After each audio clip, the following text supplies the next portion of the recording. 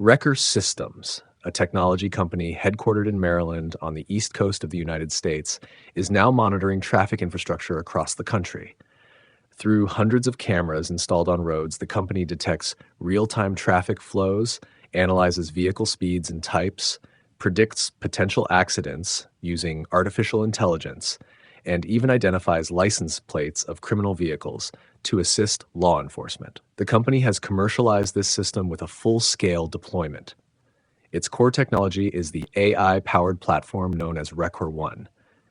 This platform handles the full cycle of traffic management, from real-time data collection to analysis, prediction, and visualization.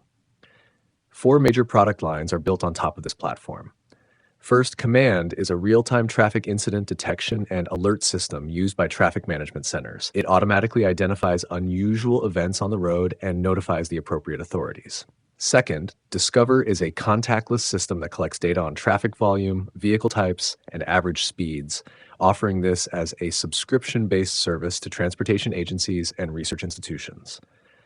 Third, Scout is a public safety solution based on license plate recognition. It has been officially certified for use in New Jersey's ALPR, Automatic License Plate Recognition program.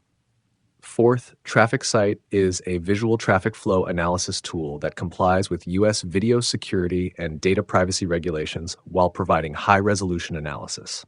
Using these 4 products, Rekor Systems has signed real contracts with various state governments. The Texas Department of Transportation adopted its incident detection technology as a multi-year standard.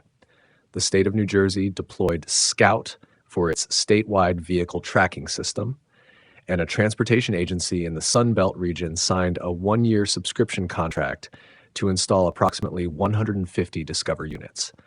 With such a clear demonstration of technology, contracts, and completed deployments, one would expect the company's financials to reflect stable growth. But the reality tells a very different story. In fiscal year 2024, Rekor Systems recorded an annual revenue of approximately $46 million. However, its net loss for the same period reached nearly $61 million. A structure where losses greatly exceed revenue typically suggests overexpansion without a clear plan for profitability. Instead of tightening its operations, Rekor Systems pursued an even more aggressive strategy. During the first half of 2025, the company issued over 14 million new shares in the market, raising around $17 million at an average price of 1.24 cents per share.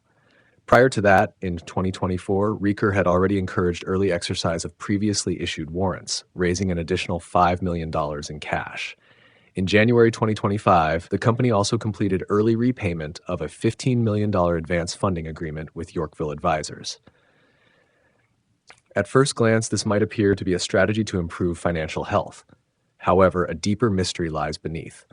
Despite these capital raises and debt repayments, Rekor Systems did not remove the phrase substantial doubt about its ability to continue as a going concern from its official filing submitted in late February 2025. According to U.S. accounting standards, this phrase is only used when a company may not be able to continue operating for the next 12 months.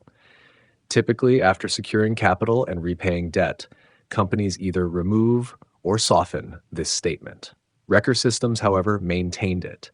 This suggests that the company internally anticipates a much larger funding need or expects significant delays in monetization. It also implies the potential existence of undisclosed contract risks, regulatory hurdles, or rising technology maintenance costs. Then came another unexpected development in March 2025. Former CEO David Descharnais suddenly resigned, and Robert Berman, who had previously served as CEO, returned as interim CEO. Such an abrupt change in executive leadership is highly unusual for a publicly traded company. Normally, CEO transitions involve a formal board appointment and a planned succession process. Instead, Rekor Systems brought back a former executive with little explanation, stating only a strategic leadership realignment. Taken together, this series of events, the unresolved going concern notice, repeated equity dilution, and sudden leadership change, suggests more than just aggressive financial management. It points to a broader structural issue in the company's operational sustainability. Yes, the technology exists. Yes, the contracts are real. Yes, the products have been delivered. But that alone cannot define the company's value. There is a time gap between technology and revenue, and as that gap widens, reliance on capital markets grows, increasing dilution for existing shareholders. This leads us to a critical question. Is Rekor Systems truly a technology-driven enterprise, or is it a financial structure dependent on external funding to survive? While the answer may gradually unfold through future earnings reports and cash flow statements, it is important to recognize that the company has already expressed internal doubt about its own future before anyone else did. And the Valuester channel is actively seeking tips from our viewers on any listed, unlisted, or pre-IPO stocks and crypto projects you're curious about. If there's a name or ticker you want us to investigate, don't hesitate to leave a comment below. We read every single one. This was Valuester.